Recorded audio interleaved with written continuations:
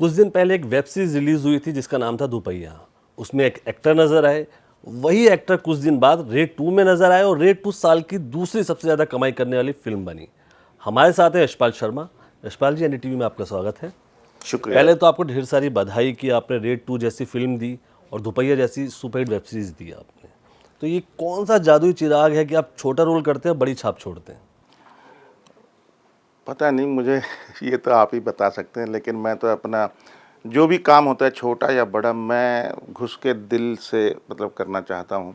क्योंकि स्क्रीन पर चाहे 2 सेकंड के लिए नज़र आएँ या चाहे 5 सेकंड के लिए या 5 मिनट के लिए या 2 घंटे के लिए, लेकिन आपको मतलब ऑडियंस को देख के मज़ा आना चाहिए और ऑडियंस आपकी वेट करनी चाहिए। अरे यार वो तो हाँ आ गया। तो वो उस तरीके से कोशिश करते हैं कि इंटरेस्टिंग बने और अच्छा हो। रेड 2 में आपका रोल छोटा था लेकिन पूरी कहानी को पलट देता है वो। तो किस तरीके से उस छोटे से किरदार को निभाने के लिए कितनी मेहनत करनी पड़ी आपको? नहीं, कोई एक्स्ट्रा मेहनत नहीं करनी पड़ी, क्योंकि राजकुमार गुप्ता जो डायरेक्टर हैं, उन्होंने बोला था कि बस तू चाहिए, तू आ जा, जी। मतलब तुझे करना है। और मैंने कहा कुछ तैयारी करनी, स्क्रिप्ट, बोला ज़रूरत नहीं है स्क्रिप्ट की। जी। तो स्क्रिप्ट भी नहीं पढ़ी थी मैंने, बस वो सीन देते थे और मैं करता था और पूरा सरेंडर करके अपने आप को, डायरेक्टर पे भरोसा करके। जी। एंड वो इतने कमाल के डायरेक्टर हैं ना कि जो उनको चाहिए जब तक उनको वो ना मिल जाए वो जाने नहीं देते, छोड़ते नहीं। जी। तो मुझे कई बार प्रकाश झा हो गए जैसे, या जी। राजकुमार गुप्ता हो गए, आशुतोष गोवारिकर हो गए, कुछ कुछ डायरेक्टर ऐसे हैं जिनके साथ काम करते हुए उन पर शाम बने गए, भरोसा करके छोड़ दो। जी। खुद की तैयारियां खूब करने की ज़रूरत नहीं पड़ती मेरे ख्याल से, अगर अगर हम टोटल सरेंडर कर दें तो। जी। तो आपने प्रकाश झा का नाम लिया, श्याम बेनेगल का नाम लिया। इनके आप फेवरेट एक्टर रहे हैं, आप इनकी फिल्मों में नज़र आए हैं आप। तो क्या कैसे बना ये कनेक्शन आपका इन लोगों से? एक्टिंग से ही बना, टैलेंट से ही बना। क्योंकि प्रकाश और झा की चाहे गंगा जल हो, अपहरण हो, उनमें आप और नज़र आए कुछ हैं। साफ गोई से बना, मेरी साफ गोई होती थी। जी। क्योंकि मुझे कभी भी इनसिक्योरिटी नहीं हुई कि रोल नहीं मिलेगा, छिन जाएगा या क्या होगा फिर। जी। तो मुझे इस तरीके की इनसिक्योरिटी शुरू से ही, जब मैं स्ट्रगल कर रहा था तब से भी नहीं थी। तो इसलिए प्रकाश झा से जब मिले थे पहली बार, तो उन्होंने बोला था कि एक रोल है अच्छा इस गंगा जल में। तो मैंने बोला पैसे कितने देंगे आप? तो अब प्रकाश झा के पास तो सब लोग रोल दे दो बस यही काफ़ी है, क्या पैसा नहीं। तो उन्होंने जो पैसा बोला, तो मेरी वाइफ जो she is also an actress and director, वो हंस पड़ी एकदम। तो प्रकाश जी को एक झेंप गए थोड़ा सा कि बहुत ही कम पैसा था। तो लेकिन कई बार कई फिल्में हैं जैसे लगान है, ये हैं, कुछ चीज़ें पैसों के लिए नहीं, कुछ चीज़ें आपको बहुत कुछ दे जाती हैं लाइफ में। और उसमें से लगान, गंगा जल ऐसी फिल्में हैं जो वाकई में बहुत कुछ दिया है मुझे। अब जब लगान की बात करें तो उसमें लखा किरदार निभाया था आपने। तो कितना चुनौतीपूर्ण था वो रोल करना और आमिर खान जैसे एक्टर के साथ ट्यूनिंग बिठा पाना? लाखा का रोल मेरे जीवन का एक प्रोसेस, कम से कम एक्टिंग वाइज नहीं, मैं उस फिल्म को एक प्रोजेक्ट मानता हूँ, बड़ा वास्ट प्रोजेक्ट, जो आशुतोष गोवारिकर ने मुझे बहुत इंस्पायर किया है। क्योंकि जितनी तैयारियां शुरू में की उन्होंने, जिस तरीके से फिल्म कैसे बनती है क्या, और मैनेजमेंट में पढ़ाई जाती है लगान कि कैसे बनी लगान। वो एक बुक है कि पैशन ऑफ डेजर्ट, कैसे बनी लगान हिंदी में है। तो लगान की मेकिंग के ऊपर पूरा प्रोसेस कैसा है वो पढ़ाई जाती है। और मेकिंग ऑफ लगान एक फ़िल्म भी है जो स्विट्ज़रलैंड में लोकार्नो में, जिसको बेस्ट फिल्म का अवार्ड भी मिला है। तो उस तरीके से उसमें इतना इंस्पायरिंग है वो सब कि मैं बता नहीं सकता। इसका जुड़ना मेरे लिए बहुत इम्पोर्टेंट और बहुत इंटरेस्टिंग था। तो मैं स्ट्रगल कर रहा था उस वक्त, फ़ोन नहीं आए थे, पेजर थे। तो मेरे पास मैसेज आया कि कॉल आमिर खान प्रोडक्शन क्लेमेंटिना। अब मुझे लगा ये किसी ने मुझे मतलब फुद्दू बनाया है कि क्लेमेंटिना क्या होता है, समझ में नहीं आ रहा। फिर मैंने फ़ोन किया, चलो लैंडलाइन था बांद्रा में, तो पता चला कि क्लेमेंटिना रिसेप्शनिस्ट का नाम है। तो वो क्रिश्चियन है। तो मैंने कहा चलो, तो बोले आपसे मिलना चाहते हैं आशुतोष गोवारिकर। मैं कहा बिल्कुल मिलेंगे जी। हालांकि मुझे लगा कि रोल तो कुछ बचे नहीं हैं, क्योंकि मैंने सुना था आशुतोष राणा, ये मुकेश ऋषि, बहुत सारे, राजेंद्र गुप्ता, ये सब कास्ट हो चुके हैं, तो अब क्या बचा होगा। तो मैंने बोला चलो ठीक है, मैं आता हूँ। तो मैं गया तो आशुतोष गोवारिकर ने पूरे कमरे में 3.5 पौने 4 घंटे मुझे स्क्रिप्ट सुनाई और बोला कोई डिस्टर्ब नहीं करेगा, ऐसे घूम घूम करके, मुँह ज़ुबानी पढ़ के नहीं। वो मुझे बहुत दिमाग में आज तक मतलब छाया हुआ है। That kind of process of A director is, मतलब एक जीनियस लोग ही ऐसा कर सकते हैं, मुझे ऐसा लगता है। तो उन्होंने बोला कि लाखा का रोल मुझे एकदम झटका लगा। मतलब मुझे आमिर खान वाला, सच बता रहा हूँ, आमिर खान वाले रोल से भी ज़्यादा अच्छा लग रहा था वो पढ़ते पढ़ते पढ़ते पढ़ते, क्योंकि वो हीरोइन से प्यार करता है, पहले नेगेटिव है फिर पॉजिटिव है, तो लेयर्स थी। तो बड़ा अच्छा लगा। तो मैंने कहा ठीक है। बोला ठीक है, नहीं मिला नहीं है, अभी ऑडिशन देना पड़ेगा। मैंने कहा ठीक है। तो हम आमिर खान के घर गए ऑडिशन देने। तो मैं ऑडिशन दे करके निकला, ऑटो में बैठा ही था स्टेशन के लिए कि मैसेज आ गया यू आर सेलेक्टेड। तो मैंने, क्योंकि उन्होंने आमिर खान को भेजा हुआ, वो ए आर रहमान के पास थे वहाँ चेन्नई, तो उन्होंने उसी वक्त देख करके ऑडिशन वापस बोल दिया कि यस। तो बोले कि कल आकर के आप इनसे बात कर लीजिए। रीना दत्ता थी प्रोड्यूसर, वाइफ उनकी, एक्स वाइफ।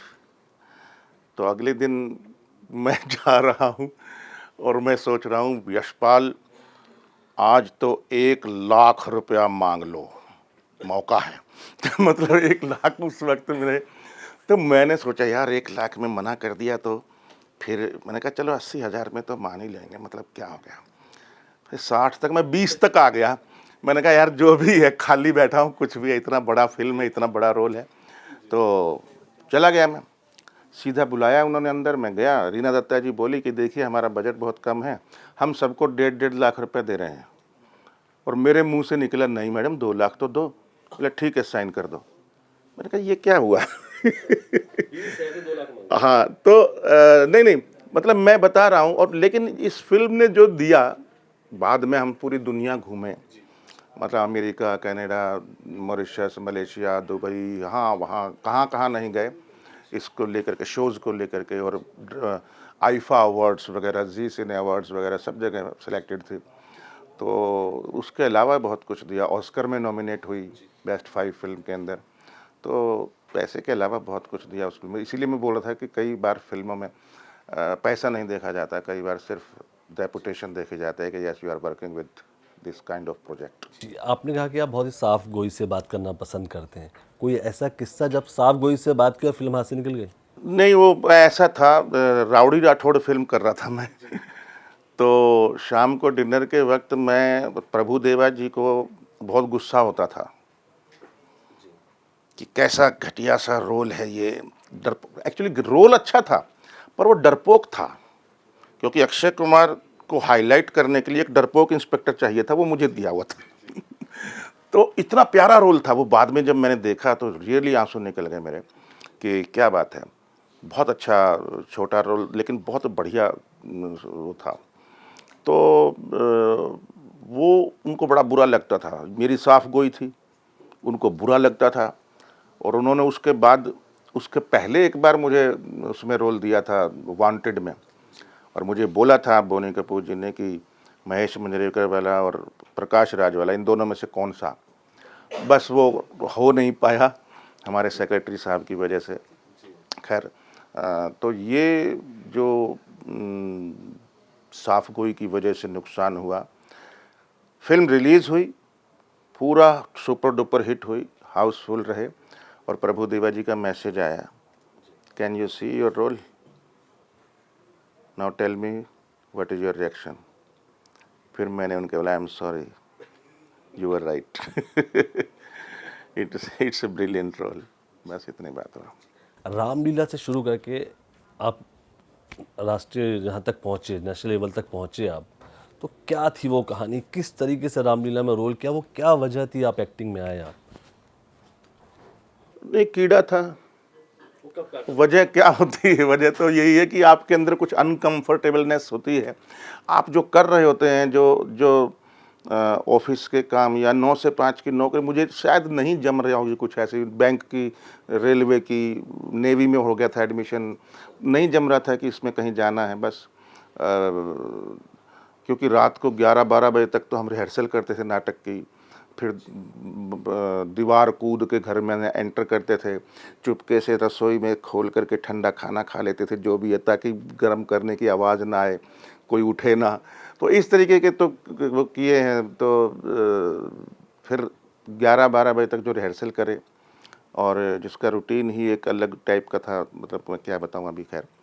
तो उसको मुझे लगता है कि और उस वक्त कुदरती Katha Sagar, Malgudi days, discovery of India और इस तरीके के जो ये थे, बहुत मुझे हॉन्ट करते थे ये।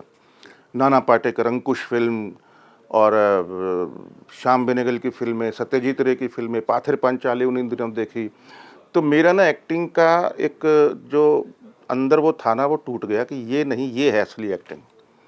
कि पेड़ के चारों तरफ डांस करना या यूं ही तुम मुझसे बात, ये एक अच्छी एक्टिंग नहीं है। ये गाने अच्छे हैं, अच्छी एक्टिंग वो है जो अभी है। देख रहा हूँ मैं नसीरुद्दीन शाह को, देख रहा हूँ मंडी, देख रहा हूँ मंथन, देख रहा हूँ ये, देख रहा हूँ वो, देख। तो मुझे बड़ा, मेरा पूरा चेंज हो गया सिनेरियो, और मुझे पता नहीं क्यों उसी तरफ जाने का मन हुआ, बस यही था बच्चा। आपने रामलीला में भी एक्टिंग की और एनएसडी में भी आके सीखी एक्टिंग, आपने हुनर सीखा वहाँ भी, तो ज़्यादा आपने कहाँ सीखा? देखिए, वैसे तो ज़िंदगी भर सीखा, लेकिन एनएसडी का जो पीरियड है वो 3 साल प्लस 2 साल रेपेट्री के, वो 5 साल मेरे लिए golden period of my life था। और